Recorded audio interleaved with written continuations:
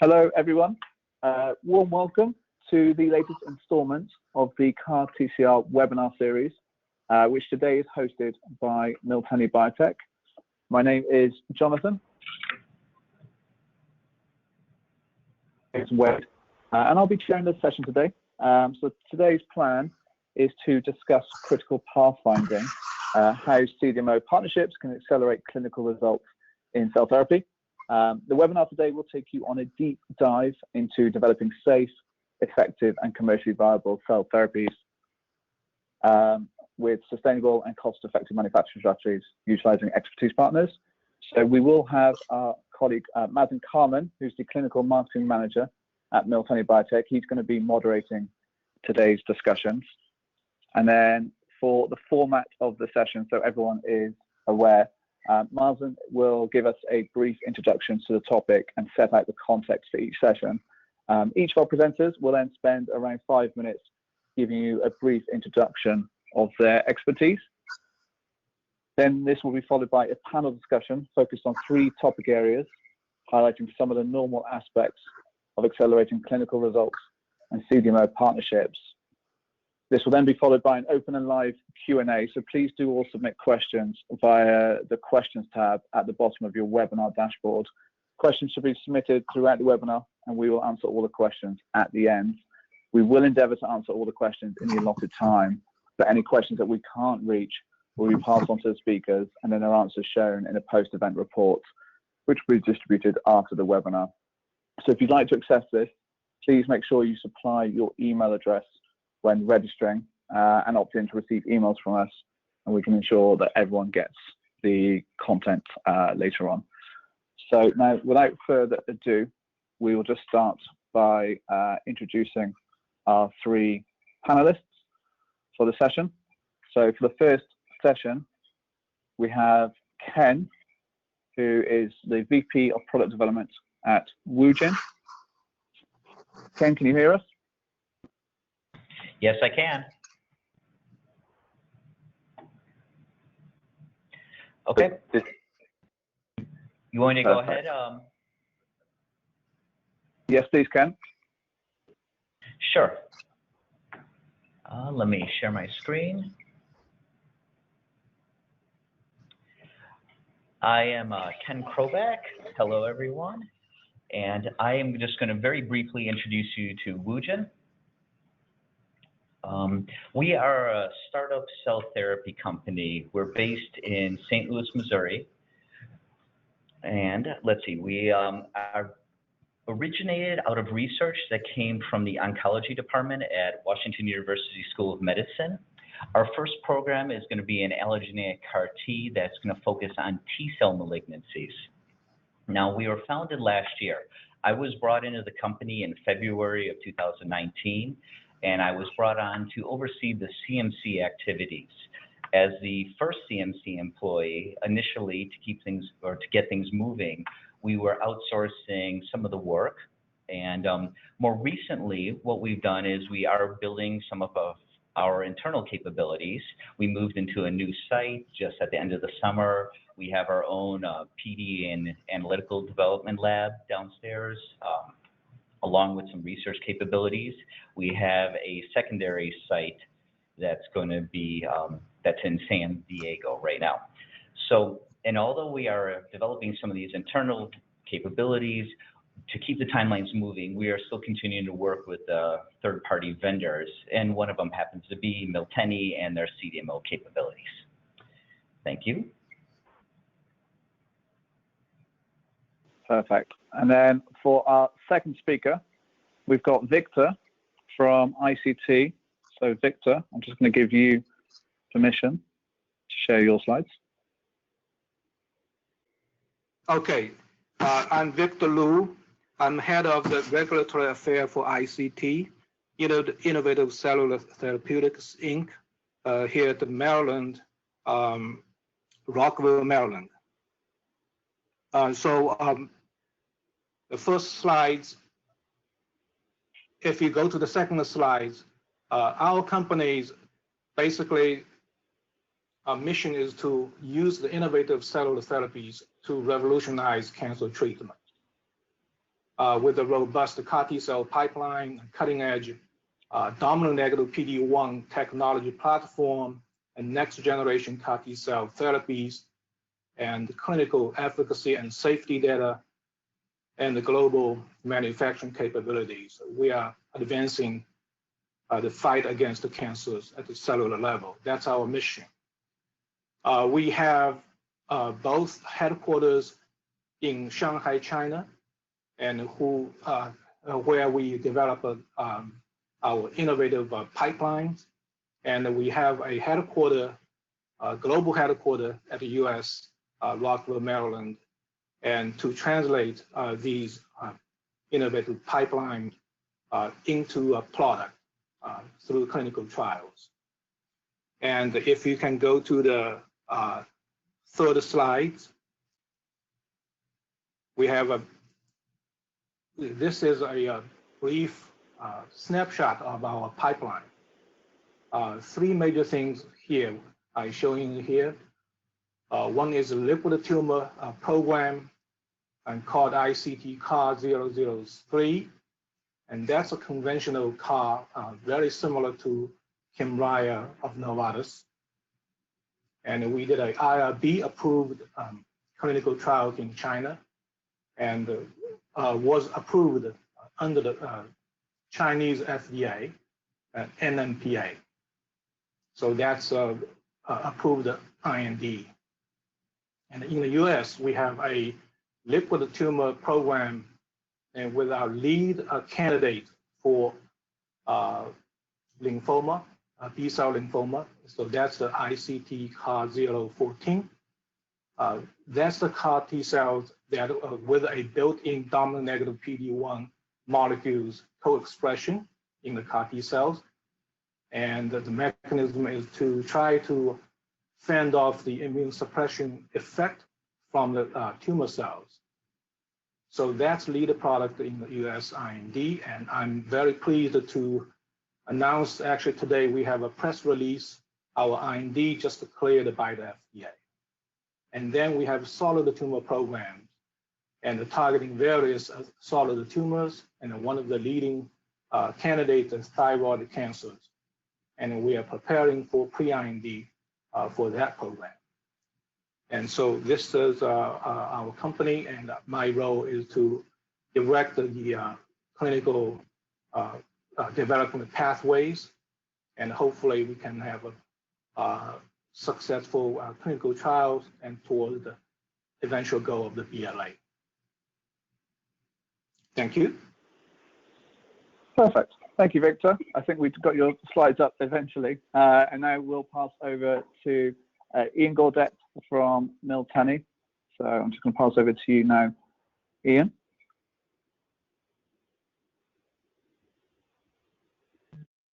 Okay. Thank you, Jonathan.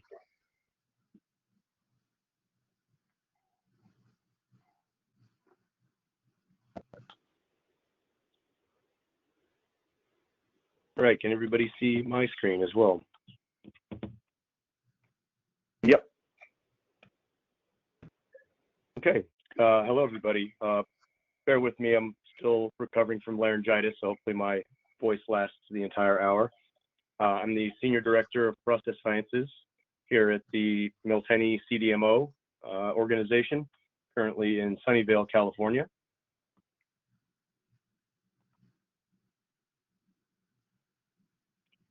So Miltenyi is a global biotech tools provider, and our mission is to advance scientific research and medicine by providing solutions for curative cell and gene therapies as well as biomedical research.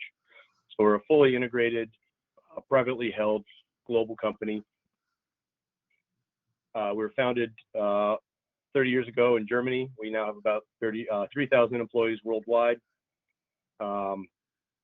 Product portfolio covers about 17,000 different products, and we have a broad and deep history in providing tools as well as enabling technologies that treat currently around 2,500 patients per year all around the world.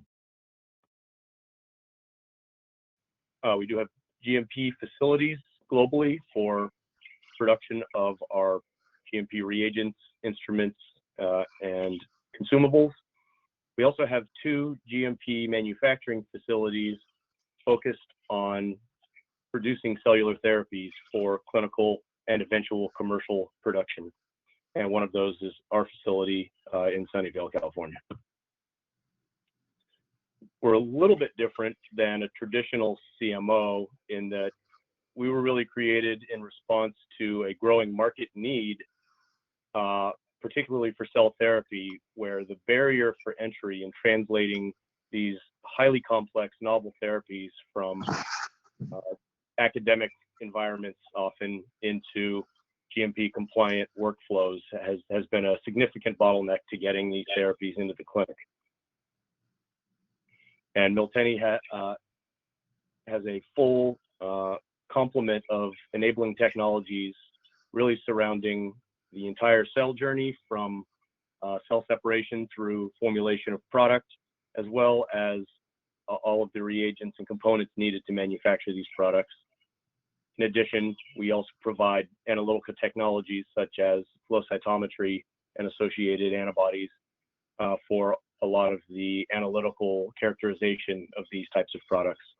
And so we're focused on really integrating all of this and enabling customers such as Wugen to quickly get a process that's GMP compliant into the clinic as quickly as possible, as that's really the focus for pretty much every new developer in this space. So happy to discuss this further. Thank you. Perfect. Thank you, Ian. So what we will be doing now, I will introduce to you Mazen Carmen, who will be able to lead the next session. Mazen, can you hear? Yes, I can hear you. Can you hear me okay? Yeah, perfect. Perfect. Thank you so much, Jonathan, and thank you everybody for joining us today. Before I get started, actually, I wanted to say congratulations to Victor.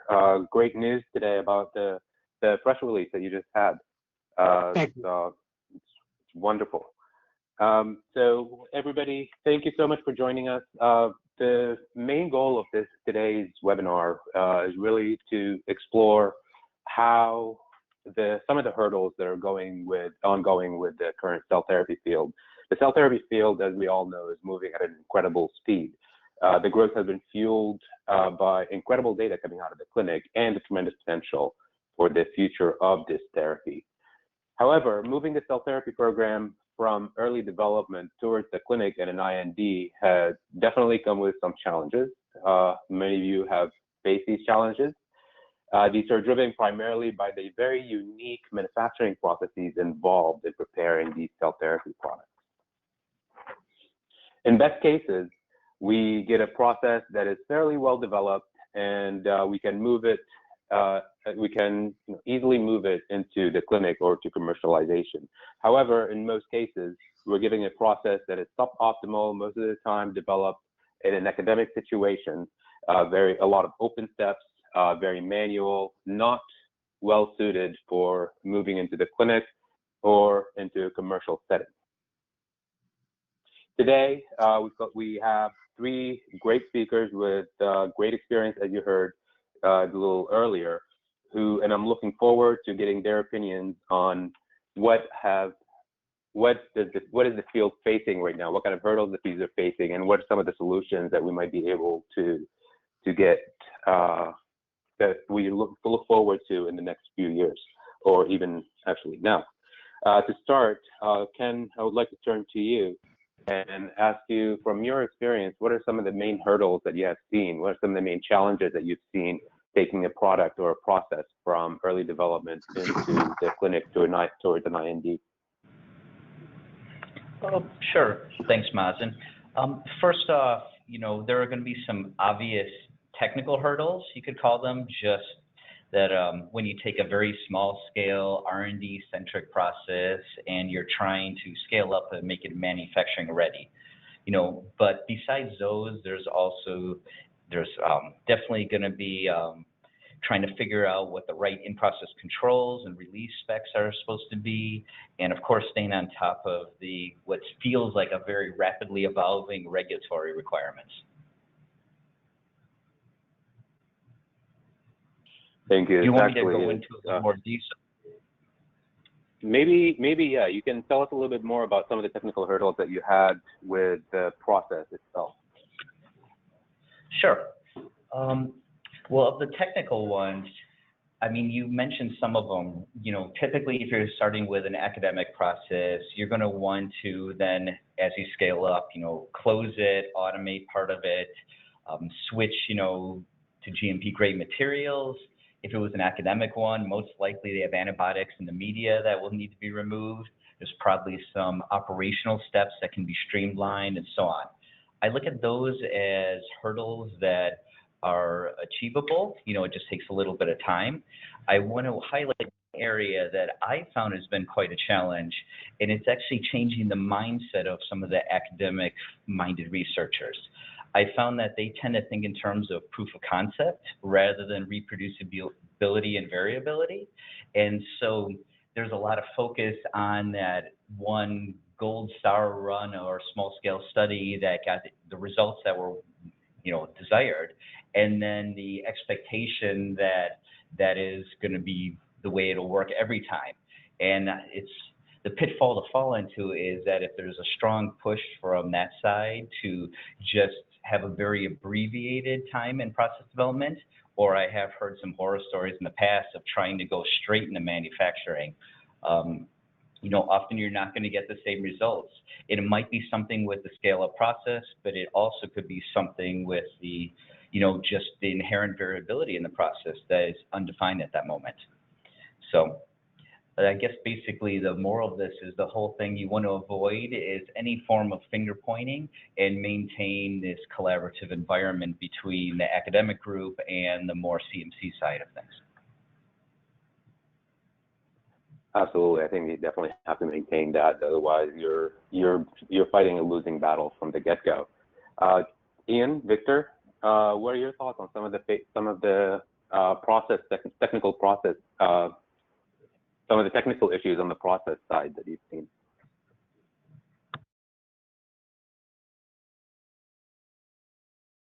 Ian, you want to go first? Specifically about the process.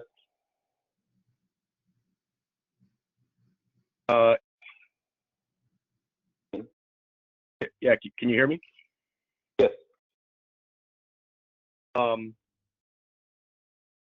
Yeah, one of the big challenges is that every new developer has a very tight timeline, and everybody needs to get into their IND as quickly as possible, and oftentimes that leads to abbreviated development cycles, which is okay. We do want to approach development efficiently. Time is the most critical reagent, as it were. But I think really what Ken made a good point around was without the appropriate amount of development going into manufacturing without a process that's characterized and well-defined and at least controlled to an appropriate degree can then lead to actually a longer development cycle as you're essentially doing development inside a manufacturing environment, oftentimes in a clean room, which is extremely inefficient and adds additional hurdles. So I think one benefit that we can provide and one service that we provide for our clients is helping them understand the appropriate amount of development that leads to a risk-based, efficient pathway to getting development performed, as well as then translating that and transferring into a manufacturing process. Those are, you know, very different things at the end of the day.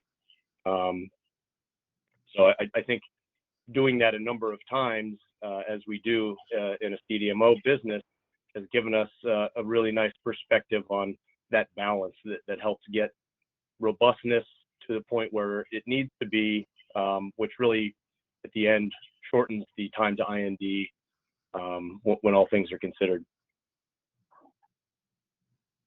Have there been any surprises that initially when you first started with this that surprised you, but now you're starting to see it more and more often with different people that you speak with, and different clients that have come through?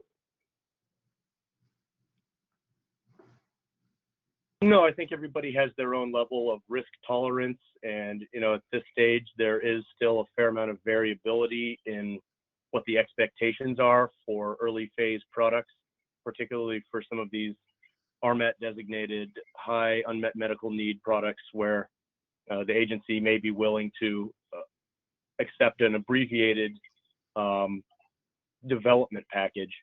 So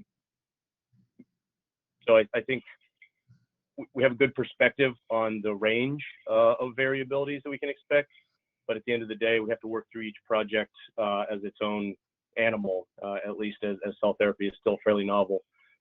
Victor, maybe you can speak to this from a regulatory perspective on, I guess, the current landscape of how these therapies are viewed by the agency and what they expect for an early phase package. Sure, yes. From a small biotech point of view, making transitions from early phase manufacturing to the one for late phase clinical trials and eventual BLAs means how to meet the incrementally increased regulatory requirements and for process controls. The goal really is to establish a well-controlled and well-defined manufacturing process to support the pivotal trials and eventual commercialization manufacturing capability. So perhaps the most important part of this transition from the academic settings into commercial operations really is you need a sound, strategies for the product development plan. So the goal of this plan is to focus on the control of the manufacturing process. That is how to minimize the safety risks and the product and process variations that is kind of inherent to the cell and gene therapy products. There's a lot of sources of the variations, can come from raw materials, starting cells, and the process, which is very complex and labor intensive, and also the analytical methodology that you use may introduce the variabilities. So the way to control the process is really to control these elements I just mentioned. So from the regulatory perspective, so the following key points should be carefully addressed. So first is the raw materials and reagents and should be qualified for safety and performance consistency. And the highest grade reagents should be used, including those approved by FDA. And secondly, an analytical test methods should be qualified for early stage IND products and validated for commercial operations.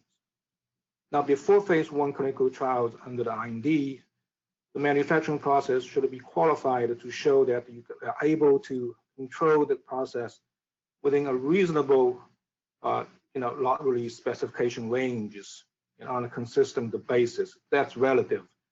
So that now understanding the nature of the product and the process is really essential for this exercises. Early phase manufacturing process experience can feed into the potential improvements for later phase and the commercial manufacturing process by incrementally adjusting critical performance parameters, so-called CPPs, and which can impact critical quality attributes, that is the CQAs for the final products. So by analyzing the CPPs and CQAs, it is possible to establish a consistent manufacturing process for late stage and commercial scales through process validations and lot release specification definition. So by that I mean, you accumulate a lot of manufacturing data early on, and as you gain the more and more understanding of the product and the process itself, and the specification can be somehow, adjusted to narrow down to show the more control of the manufacturing process. And another challenging aspect is that the final product cannot be sterilized, and therefore, the whole process needs to be aseptic. So to minimize the contaminations from the environment. So as a part of the process validation. So to that end, an enclosed system would certainly help to ensure the aseptic process. So perhaps these challenges can be resolved to large extent by automation of the manufacturing process. There are a few automation systems for cells and gene therapy products out there. Examples include obviously the Clinimax Prodigy and the semi-automated GE system. So these functionally closed and automated or semi-automated system can provide a cost-effective way of manufacturing cell therapy products. But keep in mind that though these automated systems for clinical trials must meet the, certain GMP standards, such as 21 CFR 211.68.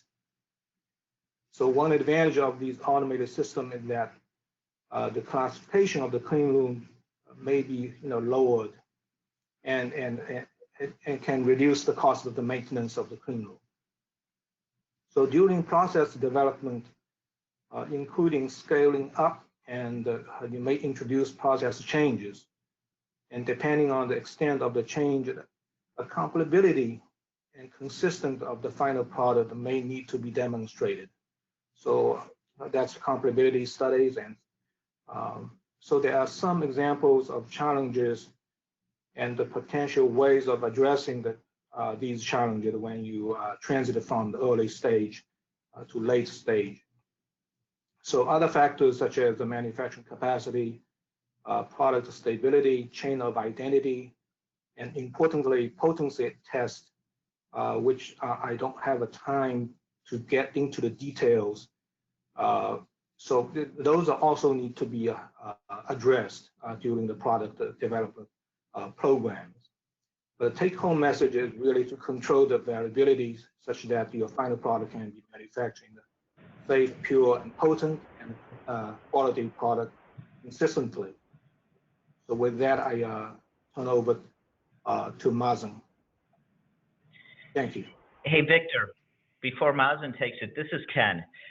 You mentioned in there something about qualifying the process and, prior to the IND. Do you have any opinions of how many runs you think would be valuable once you've locked the process before you go into manufacturing, so you have confidence that you do have some control over that variability, or at least know it? Yeah, that's a very good question. So you like to have some preliminary manufacturing data to show that you can consistently make the product. So it depends on the situation. For example, we are collaborating with a CDMO. So the CDMO has extensive experience in manufacturing similar products. They have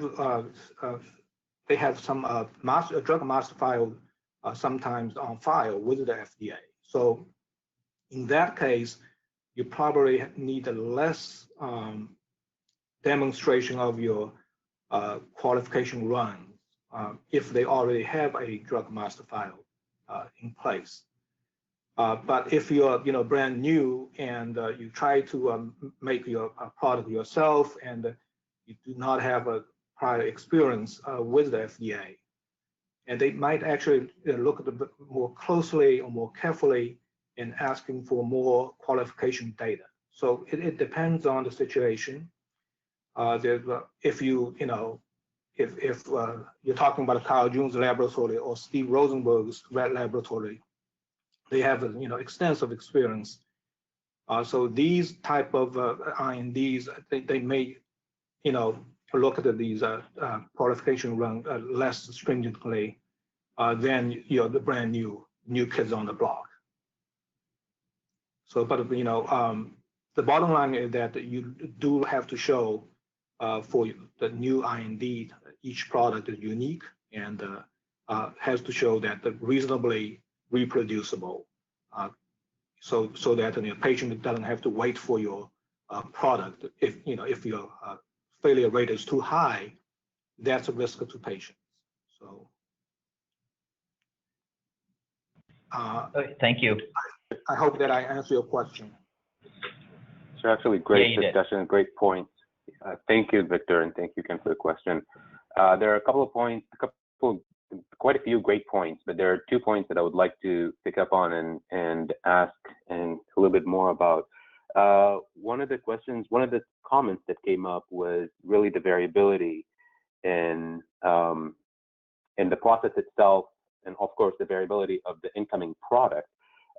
So one of the ways that we, the regulatory agencies, and we're trying to manage this and try to control it is to implement good in-process controls and good release criteria and quality controls.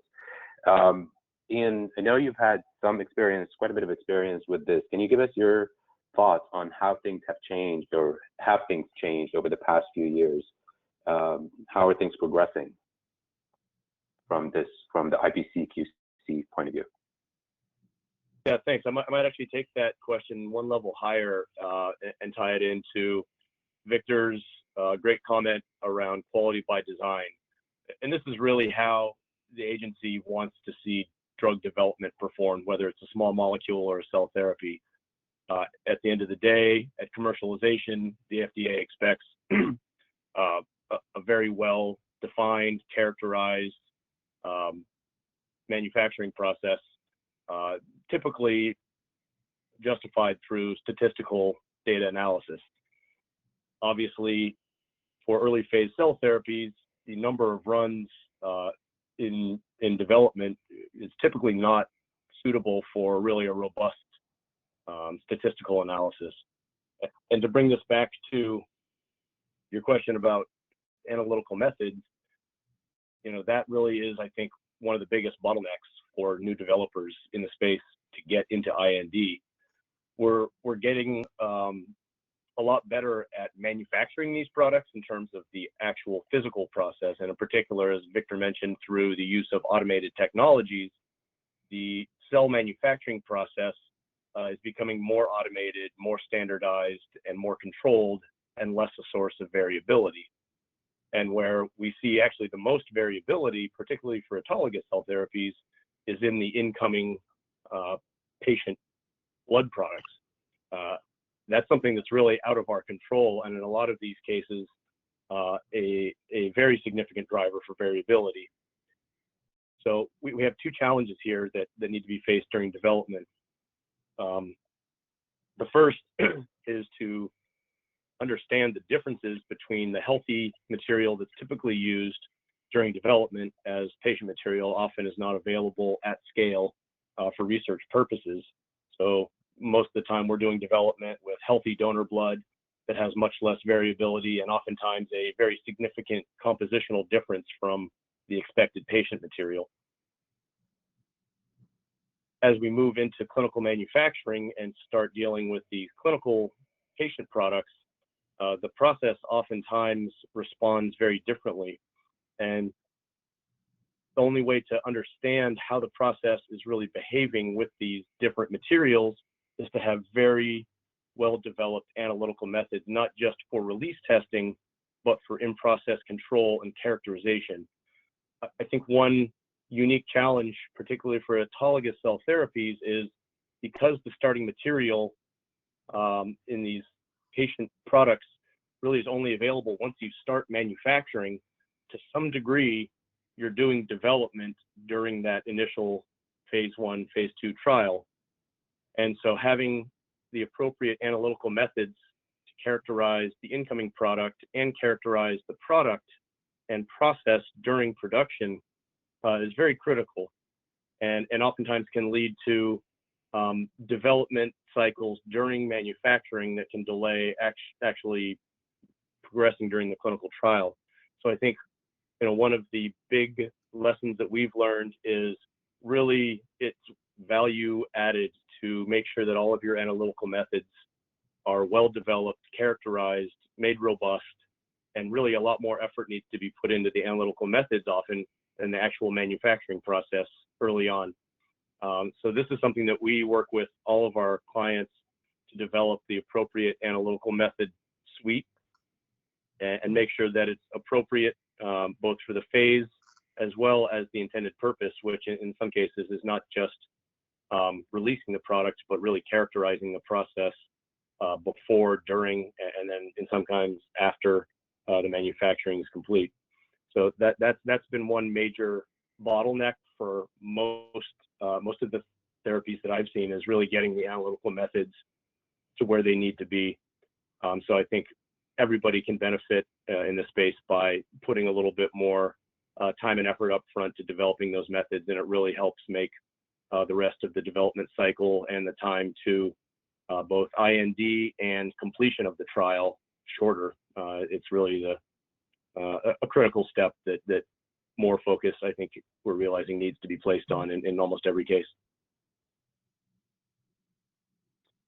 Thank you, Jonathan, and sorry, thank you, Ian. And actually, a plug, not meant to be as a plug initially, but this is something that has been recognized. I've been noticing a lot more people talking about the IPCQC development, that there is a great meeting next week, or the week after next, I believe, the CAR-TCR analytical development by Hanson Wade. Again, it was not intended as a plug, and they did not pay me to say that. But this is something that I think as a field we're definitely recognizing, and we're realizing the importance of it. Ian, question to you as a follow-up.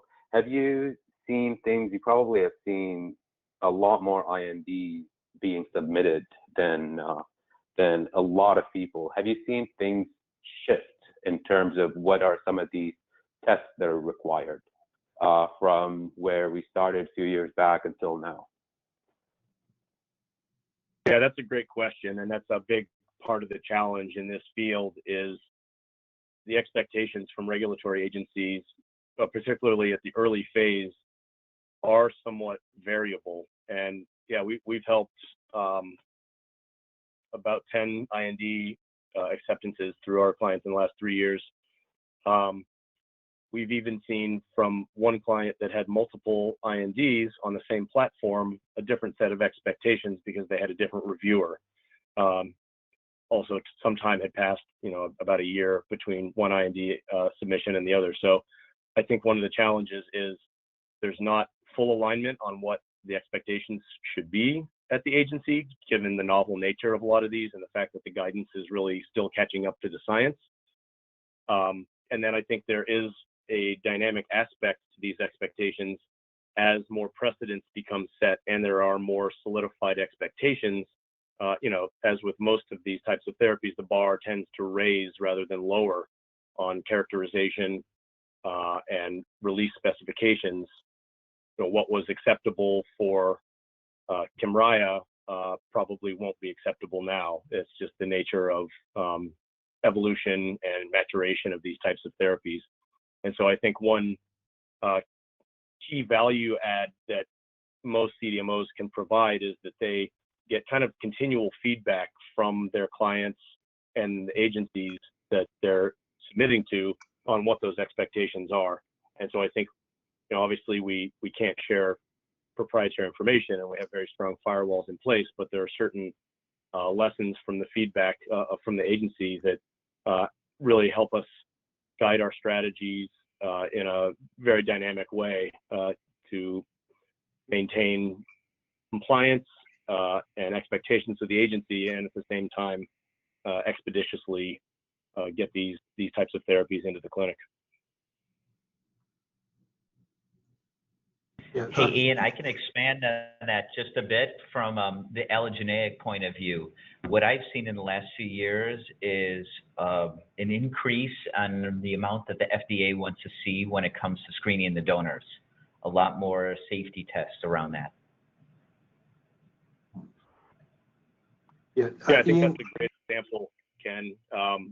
Particularly allogeneic therapies are even more novel in general than autologous. So I think it's a great example that this is a very fast-paced environment, and maintaining fluency in the expectations for very fundamental things like incoming material testing specifications is something that really needs to be determined, understood, and implemented very early on in the development cycle. And so that's one of the major points that CDMOs can often bring value to, is making sure that their clients are aware of the current best practices, given that can change almost month to month these days.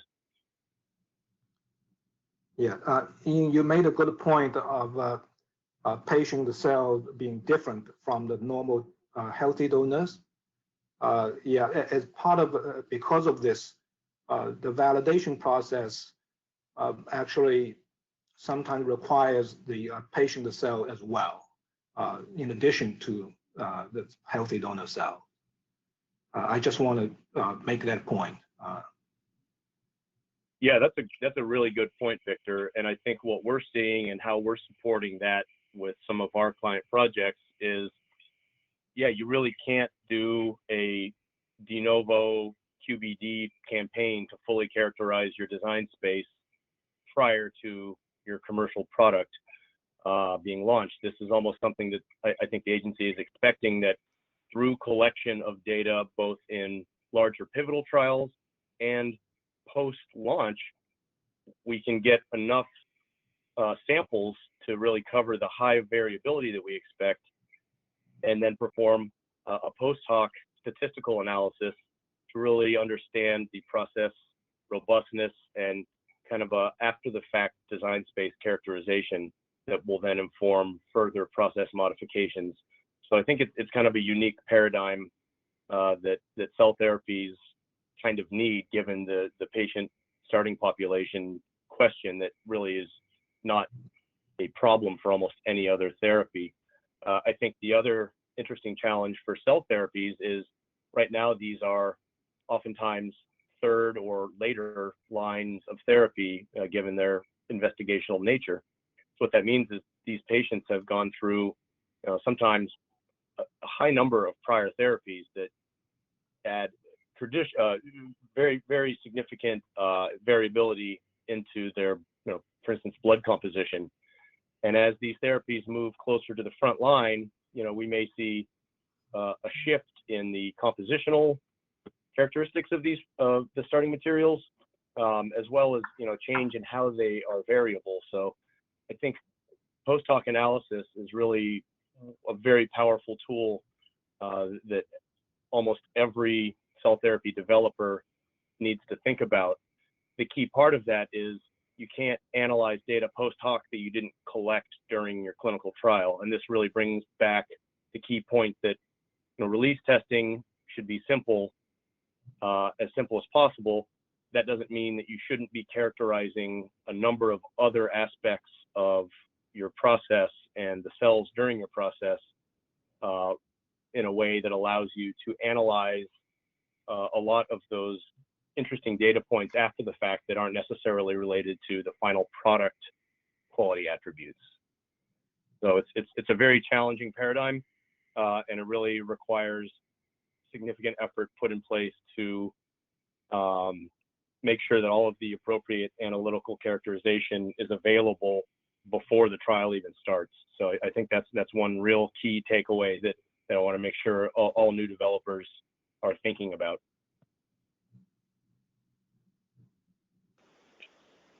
Perfect. And it's Jonathan speaking here from Hanson Wade. I appreciate everyone for the content. We've actually had plenty of questions come in. So we've just got 10 minutes now for Q&A, so please do keep submitting questions. Any that we don't reach, we'll still submit them to the speakers and send out the answers after. So Ian, our first question is for you. For cell therapy products, is potency assay expected by agency for product release, or maybe only for final clinical phase? That is a fantastic question. What we're typically seeing now is that the agency understands potency really can't be defined before the clinical phase. Oftentimes these therapies have no valid animal model. The expectation is not that you have a qualified release specification for potency prior to your phase one. I think the agency realizes that's not feasible. However, the agency really does want to see a lot of progress made towards developing these assays. And I think the more characterization, the better as far as potency goes, given that we don't know what a good potency assay will be until we get through at least the first phase of clinical work. So what that means for most of our clients is putting together characterization methods for potency and really putting a lot of different methods in play, understanding that maybe not all of them will make it to commercialization, and likely most of them won't. For instance, cytotoxicity assays that are cell-based are highly manual and very time-consuming and really not scalable to commercial scale, but they're kind of one of the best potency assays that we have, at least right now. And I think the expectation is to perform as much potency characterization as possible that can then be correlated to clinical efficacy, and then that can be tied to a further development of a potency assay that maybe is a little bit more commercial scale feasible. So it's a highly complex challenge, but I think the key point is putting effort into developing potency assays early on, even as FIO or characterization assays, is extremely valuable and helps to characterize aspects of the process that you otherwise won't have any insight to, particularly during the clinical phase when you're dealing with the actual clinical material. And that's really the chance that you have to understand how your process parameters affect your critical quality attributes and whether or not those indeed lead to a clinically efficacious product. Amazing. And we've got another one coming straight for you, Ian, off the back of that. So the next question is, how critical are those animal data for an IND submission? Do regulators particularly look into one or another type of in vivo experiment design? Yeah, I think there's an expectation that there's at least some in vivo toxicity work done and some level of proof of concept and mechanistic studies. But I think there's also an expectation that those models aren't that valuable. And so, a very large amount of animal data isn't necessarily going to be that valuable. So I think that's a conversation that needs to be had early on with the agency for new developers during interact and pre-IND discussions on what their expectations for that particular therapy. Really, for phase one, the agency is mostly concerned about safety. So the in vivo studies typically are focused around toxicity profiles in my experience. But again, this is a key point that needs to be negotiated early on with the agency to make sure that that package is put together appropriately. And oftentimes then what that means is we'll produce cellular product during development or during engineering runs that then feeds into those in vivo tox studies where it may not be feasible to generate enough or high enough quality material during very early preclinical phases to support those types of activities. Perfect. Thank you for that. Victor, a question has come in for you. Considering logistical requirements in cell and gene therapies, what are the major challenges you're currently facing? Can you repeat that? What's the first part? Yeah. Considering logistics requirements for cell and gene therapies, what are the major challenges you're currently facing? The logistics, right? Yeah, considering logistics, what's the big hurdle for you? Oh, yeah. So the chain of identity, maintenance of the chain of identity. That's the one of the challenging aspects. For a small company, we don't have a whole team to manage that. We go through a CRO, and so we'll have to select appropriate couriers and connecting these communications between the clinical site where you collect the cells and then transport it to the manufacturing center and the CDMOs that we have. And then after the release, manufacturing and testing, and then have to transport it back to the clinical site for infusion. So this whole process has to be traceable and the chain of identity and the chain of custody and maintained, and should not be broken at any time. That you should be able to tell where things are and what's the state of their the temperatures and the integrities. So because they go through the transportations and under conditions, it's sometimes very harsh, in the cargo space of the plane, and subjected to all kind of vibrations, especially for these cryopreserved cells. You have a liquid nitrogen, vapor phase liquid nitrogen container there, need to be kept all the time upright. If you tilted it, and they can leak, and the temperature cannot be maintained. So this is one of the logistical challenges for cell and gene therapy product. Amazing. And Ken, same question to you. Considering logistics requirements, what's the main challenge you're currently facing? For us, since we're allogeneic, we don't have the, I guess, the speed or how quickly we can transfer or ship materials is not as important. For us, it's basically focusing on those final formulation, filling, freezing steps, and then any of the post-thaw handling of the cells. And so so far we haven't gotten to that point that we've identified what the challenges are. What I'm guessing is going to be that we're just going to have to put a lot of effort into characterizing our product and then making sure we've optimized the unit operations that come before that. Amazing. Thank you, Ken. We've just got time for one last one. There have been more submitted, which we've taken a note of, and we will answer and send out the answers post-webinar. But Ian, last question for you. How is the field currently dealing with limited manufacturing capacity? Yeah, that's a great question, and certainly one that's close to all of our minds in the CDMO space. As this space has really evolved so quickly, it really has outstripped manufacturing capacity very quickly. And I think there's a huge challenge now on all aspects of cell therapy manufacturing and the supply chain upstream of that to figure out how we're going to meet this great opportunity that's facing us.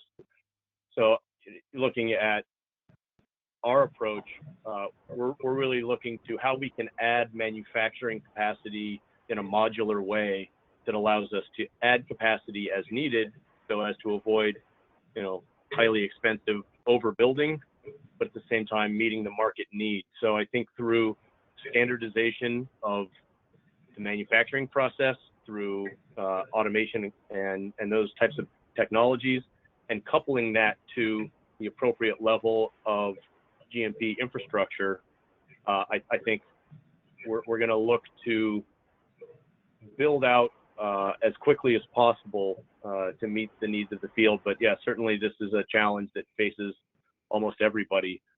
Miltenyi is obviously very committed to meeting our customers' needs, but we're not going to be able to meet the needs of the cell therapy manufacturing space, certainly at commercial scale. So that's a very valid question that I think will require partnership between the tools providers as well as infrastructure providers to enable adding capacity as needed without having to engage in massive construction engagements, which oftentimes can take years and cost more money than anybody wants to spend. So I think the trade-off here is for a CDMO, making sure that we have enough capacity to meet our clients' needs, and then following that, enabling mechanisms to allow them to build facilities to meet commercial scale manufacturing needs. Very few CMOs are going to be able to meet the needs of autologous cell therapy manufacturing. There's just too much of an investment required there. Amazing. Well, thank you, everyone. That was actually all the time we have. And thank you for everyone for submitting those questions. And also thank you to Mazen, Ken, Victor, and Ian for your answers and obviously early presentations. That is all the time we've hoped for, and I hope you all enjoyed the session. As mentioned earlier, all unaddressed questions will be passed on to the speakers and shared in a post-event report. If you do have any follow-up questions or comments, please email them to myself at jonathan.kilby-phillips@hansonwade, or easier, info@hansonwade.com. The recorded webinar will be shared with you all shortly in our post-event email with these responses. So just like to thank you all for your time and hope you enjoy the rest of your day. Thank you.